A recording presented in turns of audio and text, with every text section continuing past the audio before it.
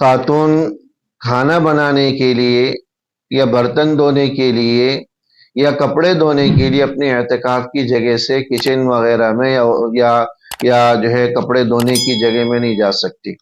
اگر اس کے لیے جائے گی تو اس کا اعتکاف فاسد ہو جائے گا اور اس کا اعتکاف ٹوٹ جائے گا۔ اس لیے بہتر یہ ہے کہ کھانا بنانے اور برتن دھونے کپڑے دھونے کے لیے کوئی مناسب متبادل انتظام کر کے آئے۔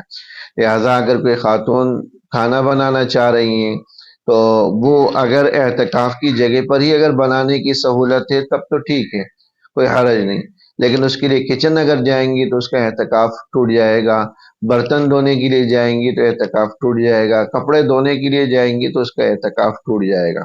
ہاں، صرف کھانا لینے کے لیے وہاں جانا چاہیں تو کوئی مضائقہ نہیں۔ اسی طرح وضو کے لیے گئیں، قضاء حاجت کے لیے گئیں، گھر والوں کو آواز دے دی، زور سے جگا دیا، چلتے چلتے باقاعدہ اس غرض سے نہ نکلے، چلتے چلتے جگا دیا تو اس میں بھی کوئی حرج اور مضائقے کی بات نہیں۔ لیکن صرف کھانا بنانے کے لیے کچن جا رہی ہیں، برتن مانجنے کے لیے جا رہی ہیں، کپڑے دھونے کے لیے جا رہی ہیں تو اس سے اس کا اعتکاف فاسد ہو جائے گا، اعتکاف ٹوٹ جائے گا۔